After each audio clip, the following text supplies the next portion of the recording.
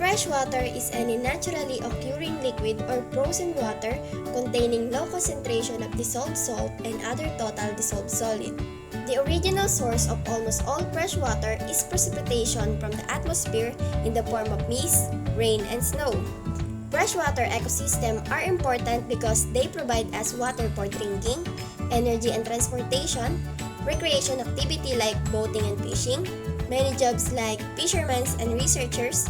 Also, one way that people use rivers is to produce hydroelectric power. It is also home for many diverse fish, plants, and crustacean species. The habitat that freshwater ecosystem provide consists of lakes, rivers, ponds, wetlands, streams, and springs. Good day everyone, I'm Clarrisa Dela Crus from Group 4, and for today's video, I will be discussing stream. It is defined as a small narrow river of flowing bodies of water that provides benefits to humans and more important habitats both in plants and animals. The word stream is often used interchangeably with river because river often described as a large stream. Of course, stream can't exist without these two. These are the gravity and water. As I said earlier, there are various benefits of stream to humans, plants, and animals. These are providing drinking water, irrigation for crops, and providing electricity through the process of hydropower. Lastly, stream serves as an ecosystem both in plants and animals. Plants use their strong roots to act as an anchor and their flexible stems that can move through the current. Flies, larvae, nibble, and leaves that fallen into the water serves as the food of the fishes. And that would be all. Thank you and God bless. Good day, I'm your reporter Elysar Mata, and we are going to discuss river. So what is a river? A river forms from a water moving from a higher elevation to lower elevation, all due to gravity. When rain falls on the land, it either seeps into the ground or becomes a runoff, which flows downhill into rivers and lakes on its journey towards the seas. In most landscapes, the land is not perfectly flat. It slopes downhill in some direction. Flowing water finds its way downhill initially as a small creek. As small creeks flow from downhill, they merge to form a larger stream and rivers. Rivers eventually end up flowing into the ocean.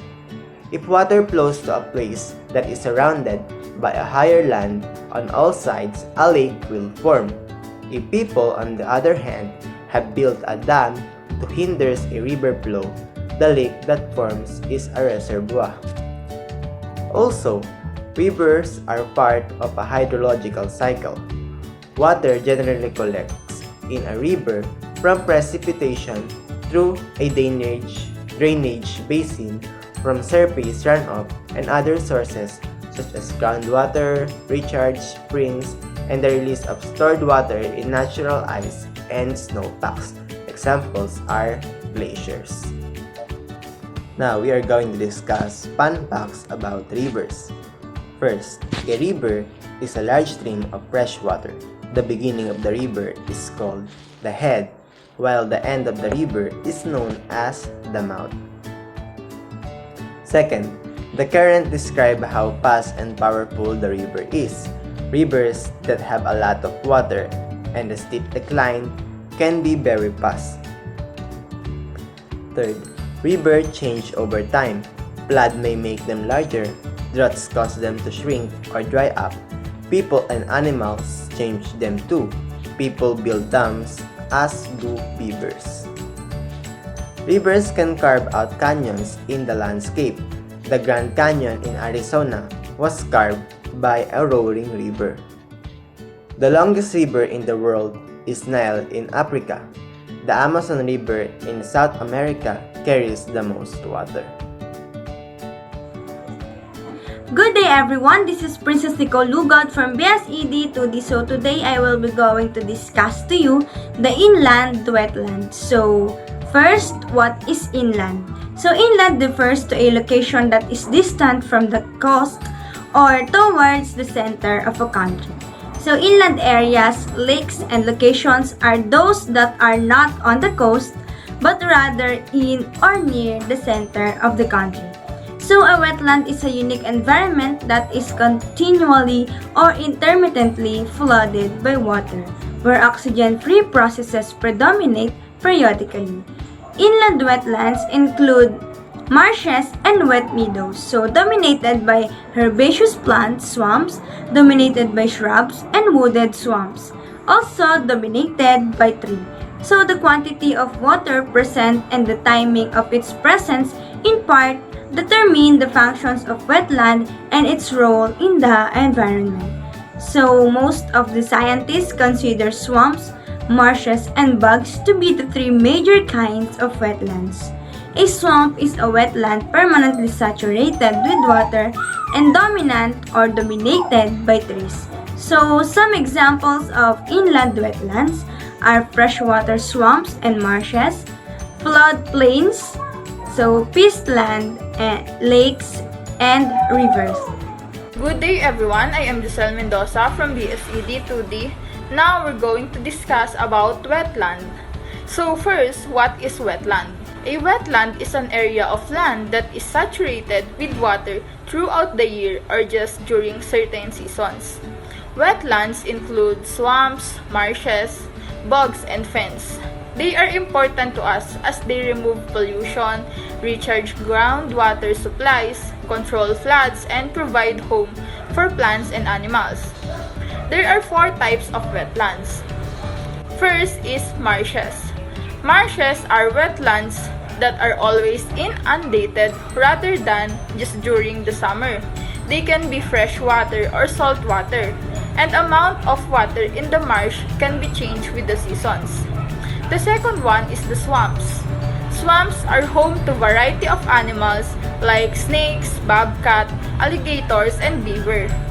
There are 2 main types of swamps, the forested swamps and the shrub swamps. Number 3. Bogs tend to get their wetness from precipitation rather than waterways. Bogs are fantastic for preventing downstream flooding since they absorb precipitation as it falls. There are 2 sorts of bogs, the northern bogs and the pocosins. Number 4. Fens. Fens are peat-forming wetlands, but they are wetter and more acidic than bogs. Fens are beneficial because they soak up water from the ground and prevent it from seeping elsewhere. The importance of wetlands is wetlands hold onto water better than other areas such as forests or farmland. They release water slowly, which is why they are so good at preventing flooding. They also provide the perfect place for animals to hide from predators and feed on diverse plant and animals' foodstuffs. Wetlands are important because they act as a sort of erosion control. This means that the strength of the water is lessened and erosion occurs less powerfully. They also decompose vegetative matter and convert various chemicals to make the water even cleaner for the creatures that live in them. Okay, so let's move on to mangroves ecosystem. So first of all, what is mangroves? Mangroves are clusters of diverse trees and shrubs that grows in a tidal coast or yung mga malapit sa beach. These tangles of groves, which are salt tolerant, stabilize the coastline, reduce erosion from the storm surge, currents, and waves. This intricate root system of mangroves is a home for a multiple kind of organism. So, according to the research and studies, mangroves plays a very important role in an ecosystem. They make a transitional zone between land and seas, anchoring shoreline while buffering the coastline ecosystem against hurricane and tsunamis. Also, mangroves protect the coral reef from sedimentation, conquer massive amount of carbon to combat climate change, also adapt to the rising sea levels that serve as a nurseries and a vital food source for a marine life while providing critical habitat for endangered species. Mangroves also provide valuable green economy service for humans. The future of mangroves is very dependent on us, and in fact, our future is codependent on the survival of this critical habitat. specialized root structure that called hematopores. These vertical structures stick out to the soil. So, kapag nalaglag yung buto, tutusok siya agad sa soil, then another mangroves will be born. About the importance of mangroves ecosystem to both human and aquatic animals. So first in human. So mangroves have dense roots which can build and bind soil. And it is so important to people because it will help to stabilize the coastline ecosystem which can prevent erosion. And also mangroves also provides natural infrastructure and protection to nearby populated area by preventing erosion and absorbing storm surge impacts during extreme weather events such as hurricanes. And another one is mangrove forests or ecosystem captures a massive amount of carbon dioxide emission and other greenhouse gases from the atmosphere, and then trap and store them in their carbon-rich flooded soil for millennia. Now we can proceed to the importance of mangroves ecosystem to aquatic animals.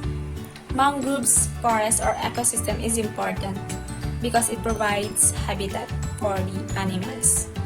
Estuarine habitat with the coastline, mangroves, shoreline, and rivers are often important spawning and nursery territory for juvenile marine species, including shrimp, crab, and Benesport, and commercial fish species such as redfish, snook, and tarpons. In some areas, red mangrove roots are ideal for oysters, which can be attached to the some portion of roots that hang into the water. Endangered species such as small-toothed sawfish, manatee, hookbill, sea turtle, key deer, and Florida panther rely on this habitat during some stage of their life cycle. And here are some examples where mangrove forests can be found in the Philippines. In Palawan, Siargao, Malampay Sound, Biri La Rosa, El Nido, Tanon Strait, Northern Sierra Madre, Dumanquiras Bay, Sibuyan Islands, and Calawit Island. And did you know that the old-growth mangrove forests are mainly found in Mindanao with 4,582 hectares and in Palawan with 5,317 hectares.